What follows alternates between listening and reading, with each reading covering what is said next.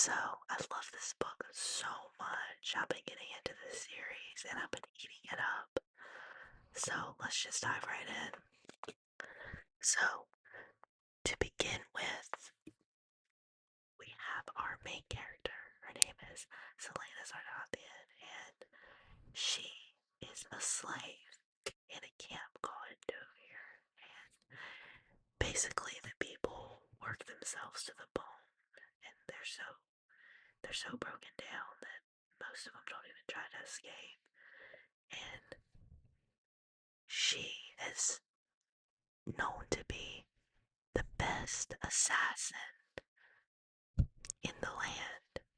So she ended up in that camp as punishment. So, anyways, she gets rescued by Prince Dorian, and he is the king of Adarlan, which is their world's son. And he wants her to compete in a competition that the king is having because she's the best. He thinks she can win it. So he has his right hand man, and he's a guy who serves the king. He's the captain of the guard. His name is Gil. So Gil goes, gets her out of the camp, and brings her to Prince Dorian. Okay, and they meet. Dorian's pretty cute. She mentions. So he offers her a deal, like, hey, if you do this for me, if you compete, and if you win this competition my dad's having, you will be free after 4 years. So it's like you'll only have to work for him for 4 years. Then you can go about your life. And she was in a freaking, basically a death camp before that. So she's like, oh, well, yeah, let's do it. Because I didn't have any other prospects, and this is the only way I'm going to be free. Mind you, she is just a teenager. She's only like 17 years old. So, I don't know if y'all remember when you were 17, but I wasn't the best at decisions then. So we have to keep in mind she's a teenager. And since she's the best assassin, she figures, hey, I can win this. So the guy Kale, the captain of the guard, it's his job to basically watch over Selena. So she gets to her rooms, right? Because she's assigned a place to stay. And it turns out there's like a secret door in her room that's behind a tapestry. So she figures this out and she goes into it and she finds a chamber. Turns out that is the tomb of the first king and queen of the land, Elena and Gavin. So this queen, Elena, comes to her and is like, you need to do this mission for me. You have to win this competition. You have to, because the fate of the world's in your hands. She's like, yeah, whatever. I didn't sign up for this, and I don't know what you're talking about. So, I mean, you can't really blame her for her reaction because what the heck? So we continue, and Elena, that queen, she basically is talking to her from the other room because she died like a long time ago. You've probably put together. She tells her that there is a clock tower that the king built, and that it's evil, basically. And to keep an eye out for it. So she takes that into account, but she takes it with a grain of salt because, there's supposed to be no magic in the land because when the king of Adarlan now came into power, he enslaved most of the lands. He wiped out magic. He said this is no longer allowed. So the magic ceased to exist, and on top of that, he killed anyone that he thought was practicing any kind of magic or had powers. So keep that in mind. So she's like, doesn't know about going up against this guy. So while she's at this palace and doing this competition, she meets a princess of another part of their world. Her name is Nehemia, and they become fast friends, though they're kind of suspicious of each other at first. But once they learn where each other's loyalties lie, they really do become friends. And this is all while Selena is developing feelings for the king's son, Dorian, the one who recruited her for this competition. And it's like a very tricky relationship, obviously, because his dad is a terrible person who is forcing her to do this competition.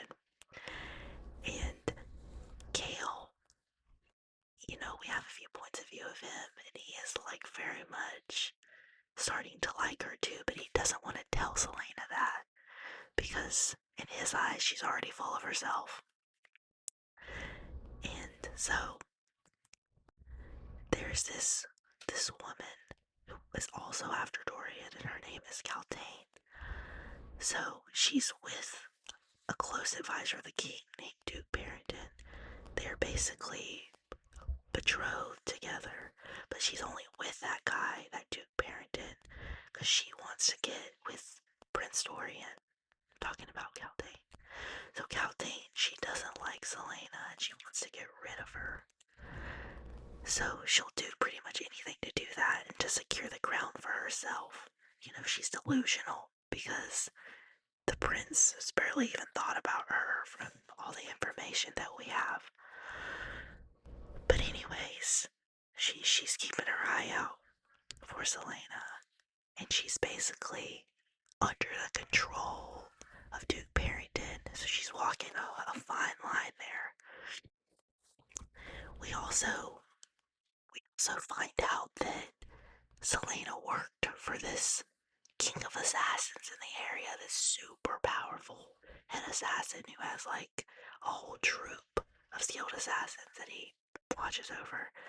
So she used to work for him before, everything happened and she got in the camp. She also had a love interest. His name was Sam. He was an assassin too, but he got killed right before she went to the camp. So we have a wound that we experience her having, because she really loved him, and we have to, watch her deal with that in regards to having a new love interest. Um, this is all happening while she is in this competition, and suddenly the other people that are in the competition start dying one by one, and the main person that keeps getting stronger and keeps getting better is her rival, Kane. He is like the next best after her in the competition. And it's like she sees him and somehow he keeps getting more muscular and bigger, and it's just weird. And he starts like having strength he never had before when he started the competition, but it's like nothing that could be natural. So it turns out he's responsible for like the untimely deaths of most of the other competitors in the competition. What happens is he lets in dark creatures from another realm, and he does that by using something called word marks. So circling back to Princess Nehemia that she became fast friends with, she also knows how to use word marks.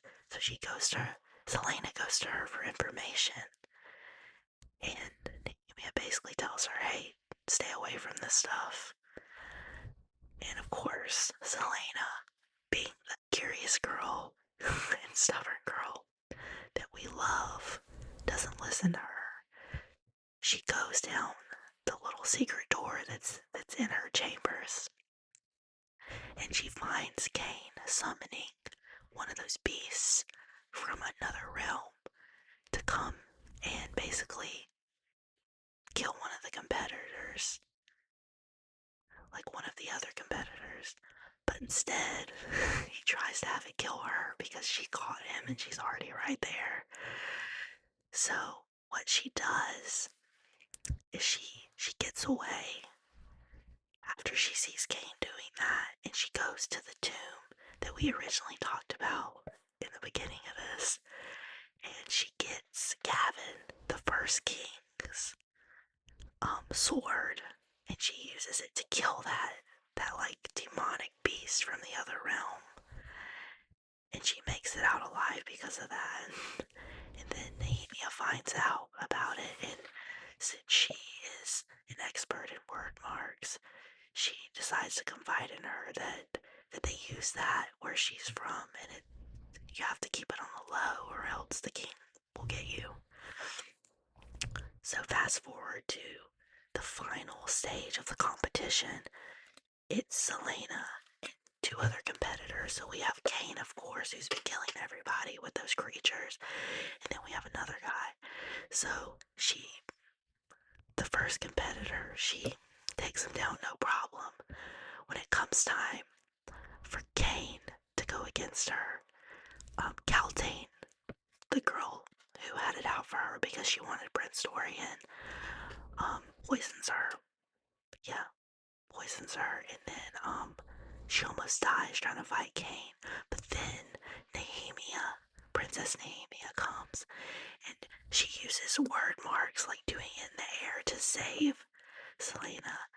And Selena gets a glowing word mark on her forehead, and then she finds a way to beat Cain. All the while, Kale stands outside of the ring where she's fighting, and he encourages her.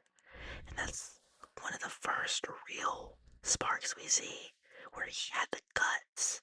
He had the guts to come and show what support he could, while Dorian just sat back and watched. So that's just something I like to know. So anyways, after she wins and she's saved, she becomes the king's champion. They put Caltaine in jail, and she breaks it off with Dorian because she's like, hey, I'm your dad's champion now. We can't be together. You're a prince. I'm an assassin that was in a freaking death camp. We're not the same, even though we like each other.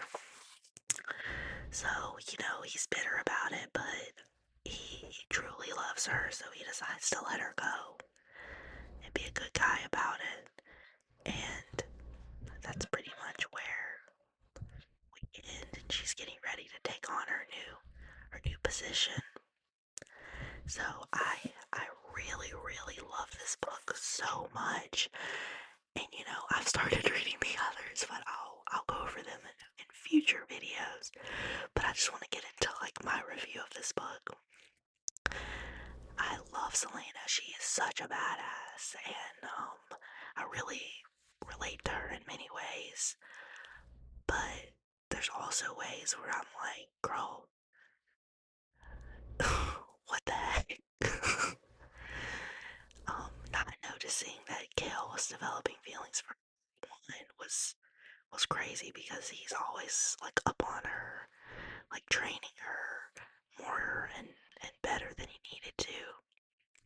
Another thing was putting together how those people were dying. I feel like took her too long for how smart she is. Those are my main grievances with with the book. But also, like, the door in her room was pretty convenient. But the queen Elena was basically telling her, this is your destiny. So I mean, I guess that makes sense. If that's truly her destiny to save the world. Overall, I love it so much. I love Prince Dorian overall too, even though, he's not the perfect match for Selena. I still love him. And I love Gil too, but he is a very, like, traumatizing, complicated character. So, we'll go over that more in future recaps. But if you're planning on reading Crown of Midnight, here you go. I hope this helps you to be ready for it and remember everything you might have forgot from Throne of Glass, Book 1.